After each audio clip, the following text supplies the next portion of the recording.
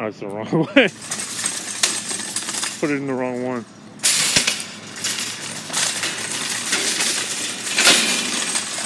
These card holders. So I was parking my dad's truck in Glenwood Springs. I was like 17. I had just started driving. And they didn't have this middle separator. It was just this edge and this edge. And let's say I was parked on this hill. I had it in neutral. And it rolled back into this thing. And it was just big enough. They were different at the time. They were actually a little bit smaller on the sides. And they didn't have the middle thing, like I said. It rolled all the way back into it, and I could barely drive it out. The truck was inside one of these things. As you can see, I haven't changed much. I was actually lucky because if there had been a car there, it would have rammed it. Speaking of which, I was working at a different hotel in Lakewood, extended stay hotel in Lakewood. And this time I did have the car in park, my Honda Accord, just bald tires, and it would just barely, you had to really, really like put it in park.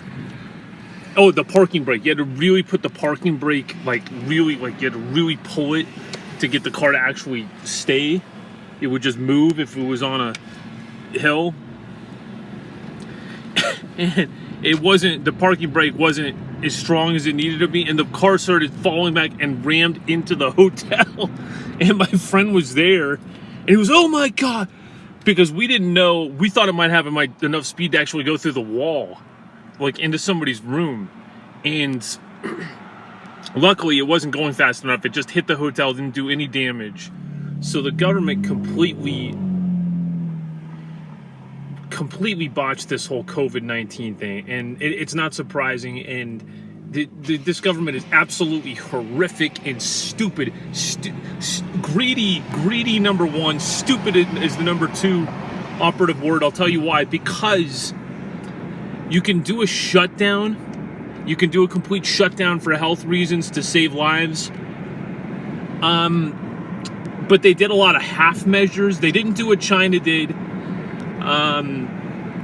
which was the smartest about it, having thermometers every 100 yards. Now you can make the argument that's authoritarianism, but that's going to save more lives. And also doing an app where you can kind of track where, you don't have to give names, but you track where people are who tested positive, so you know where they are. That's the way to save life. Now, you could say that's an infringement on civil liberties, yes, so you can make that argument. But beside that, the main reason I'm saying this is economically. If you're going to shut things down, you have to be able to get money to people immediately. There was a huge fight in Congress. They delayed so much. They should have known that they needed to get something passed quickly. There was so much fight between the House of Representatives and the Senate when they were creating that initial stimulus bill, and it took way too long. Way too long. I still have not received my stimulus. I gave them direct deposit information through the IRS web portal. Gosh, people are just wanting to get hit by me today. This is like this third person that's pulled right out in front of me.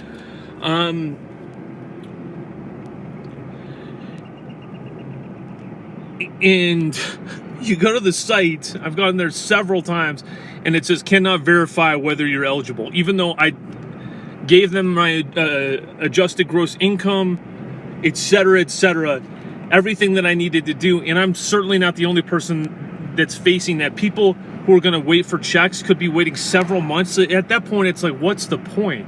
So you needed to have a system in place for not just a pandemic. And now I'm getting a squirrel running out in front of me. I had a young bicyclist, two young girls. One of them pulled right out in front of me from a bike trail.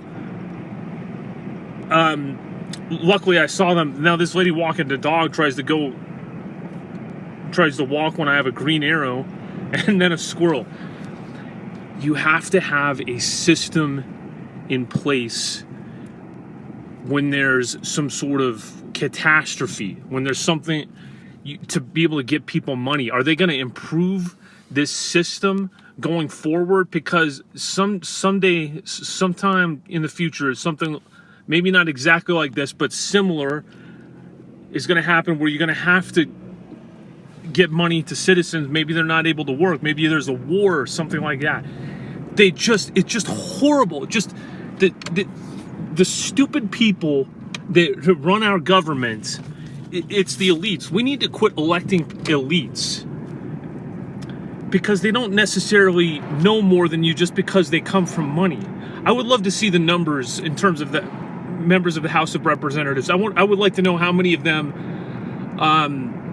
before they were elected, had at least a few $100,000 in the bank. I would love to know that.